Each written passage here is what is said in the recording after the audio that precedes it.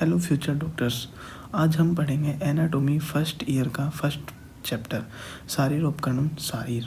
इसमें हम देखते हैं शुरुआत में गर्भ की डेफिनेशन है शुक्र शोणितम जीव संयोगे तु खलु कुक्षिगते गर्भ संज्ञा भवति। यानी कि शुक्र यानी कि हम देखते हैं कि 1 मिनट हम देखते हैं कि शुक्र मतलब स्पर्म और शोणित मतलब ओम, इन दोनों के संयोग से जब ये दोनों स्त्री जो फीमेल है उसके यूट्रस यानी गर्भाशय में जब इन दोनों का संयोग होता है तो इसमें जीवात्मा का जब इसमें प्रवेश होता है, जीवात्मा मतलब आत्मा का प्रवेश होता है, तो जो मनुष्य शरीर अंकुर की उत्पत्ति होती है वही क्या है, वही गर्भ है। अब हम देखते हैं कि शरीर की परिभाषा है कि तत्र शरीर नाम चेतना अधिष्ठानम भूतम पंच महाभूत विकार समुदायात्मक संयोग वाही। यानी कि चेतना आत्मा का अधिष्ठान और पंच महाभूत रूपी जो विकार है ना, उनका जो समुदाय है ना, वही शरीर कहलाता है। शरीर की दूसरी परिभाषा दोष धातु मल मूलम ही शरीरम, कि दोष मतलब 3 दोष वात पित्त कफ, दोष धातु मतलब सप्त धातु रस रक्त मांस मीत अस्थि मज्जा शुक्र, और मल मतलब 3 मल मूत्र पुरुष और श्वेद, इन सभी के मिलने से जिसका निर्माण होता है ना, उसे हम शरीर कहते हैं।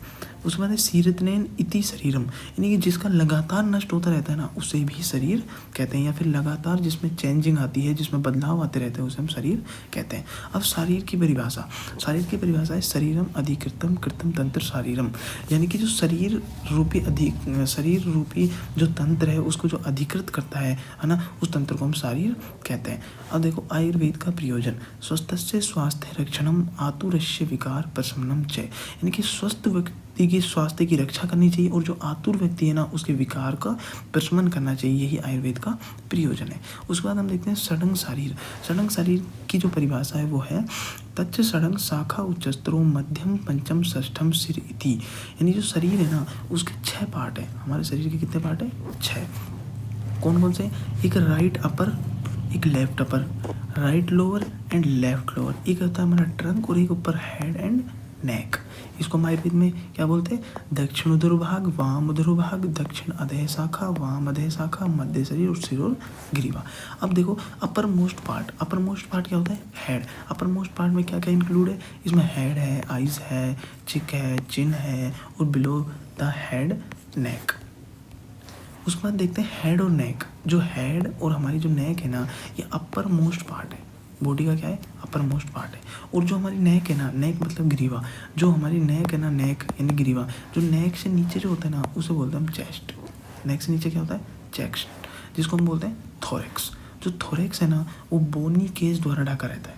थोरेक्स किसके द्वारा? बोनी केस द्वारा ढका रहता है। और इस थोरेक्स के अंदर लंग्स और हार्ट प्रेजेंट होते हैं। लंग्स और हार्ट क्या है? प्रेजेंट या सेपरेट होते हैं किसके? थोरेक्स के अंदर। थोरेक्स किसके द्वारा ढका होता है? बोनी केस द्वारा। उसके बाद थोरेक्स के जो नीचे होता है ना, उसे बोलते हैं एब्डोमेन। अब एब्डोमेन के 2 पार्ट होते हैं, एक होता है अपर एब्डोमेन, एक होता है लोअर एब्डोमेन। अपर एब्डोमेन यानी कि जो हिप बोन है ना, उसका ऊपरी भाग तो अपर एब्डोमेन, और हिप बोन का निचला जो भाग है उसे बोलते हैं लोअर एब्डोमेन। इन दोनों के मिलने से बनता है पेल्विस। दोनों के मिलने से क्या बनता है? पेल्विस। और पेल्विस और जो हमारा जो थोरेक्स था और उसके नीचे जो एब्डोमेन था, इन दोनों के मिलने से बनता है हमारा ट्रंक। यहाँ से MCQ आ जाता है कई बार। उसके बाद रचना शरीर की परिभाषा है कि रचना प्रतिपादकम शारीरम रचना शारीरम, और क्रिया शरीर की क्रिया प्रतिपादकम शारीरम क्रिया शारीरम। उसके बाद है कि आचार्य जो विभिन्न आचार्य द्वारा जो शरीर है ना, उसका स्थान बताया।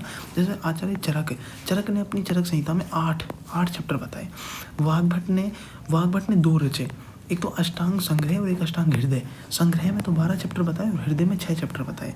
उसके बाद सुश्रुत ने सुश्रुत संहिता में 10 चैप्टर बताए, और वातस्य जो महर्षि वातस्य था उसने अपनी काश्यप संहिता में 8 चैप्टर बताए। ये MCQ आता है कि जो आचार्य सुश्रुत है इन्होंने कितने चैप्टर रचे? तो वो 10। जिस स्थान पर जो हमारी डेड बॉडी होती है, जिसको हम प्रिजर्व करते हैं, तो जिस स्थान पर डेड बॉडी को रखा जाता है उसको बोलते हैं पिरामिड।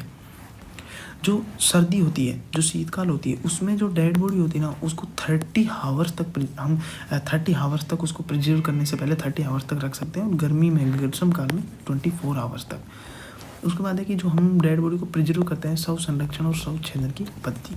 सावधानी कि जो शव है ना, वो पूर्ण अंग प्रत्यंग वाला हो, उसकी जो मृत्यु है ना, वो दीर्घकालीन व्याधियों से न हुई हो, उसकी मृत्यु कोई भी विष के प्रयोग से ना हुई हो, या फिर आयु जो है वो 100 वर्ष से कम हो, शरीर पर लगातार लगा हुआ जो अनंतर जो मल होता है, यानी कि शरीर पर जो लगा हुआ जो मल है ना उसको साफ कर लिया गया हो।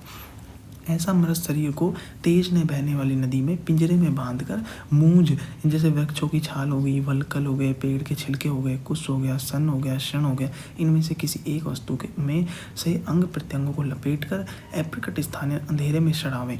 फिर 7 दिन के बाद भली भांति सड़े हुए उस मृत शरीर को नदी से बाहर निकालकर पिंजरे तथा आवरण को हटाकर खस, बाल, बांस, वृक्ष की छाल से तैयार कूंची से धीरे धीरे खुरचते घिसते हुए सब त्वचाओं को बाह्य तथा आभ्यंतर अंग प्रत्यंग को आंखों से देखें।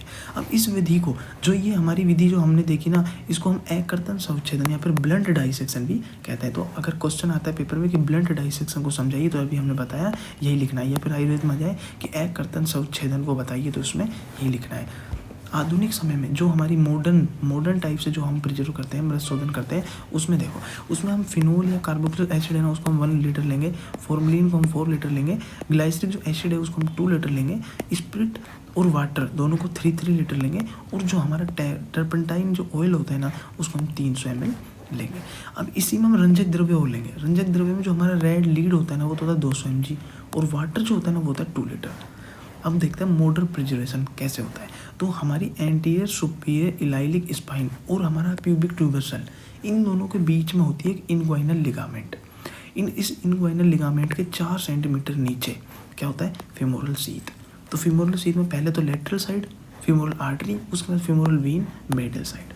अब देखो मॉडर्न टाइप से कैसे होता है कि डेड बॉडी को डाइसेक्शन हॉल में डाइसेक्शन टेबल पर सुपाइन पोजीशन में लेटाकर राइट तथा लेफ्ट भाग में एंटीरियर सुपीरियर इलाइलिक स्पाइन और प्यूबिक ट्यूबरसल के बीच इनग्वाइनल लिगामेंट के लगभग 4 सेंटीमीटर नीचे फेमोरल शीथ को कट करके पहले लेटरल साइड, और जब लगभग 1 लीटर बच जाए ना उसके बाद हम मिडल साइड लगाएंगे, जिससे कि उससे अच्छे से प्रेजर हो जाए और पूरे शरीर में अच्छे से फ्लूइड चला जाए। सावधानियाँ, इसमें सावधानी क्या क्या रखनी है कि जो भी नाक, कान, गुदा के मार्ग में कॉटन भर देनी चाहिए, और कैनुला की डायरेक्शन पहले ऊपर की ओर रखेंगे, फिर फ्लूइड जब जो फ्लूइड है वो बॉडी में अच्छे से भर जाए, यानी कि कैनुला है ना उसकी डायरेक्शन पहले रखेंगे ऊपर की ओर।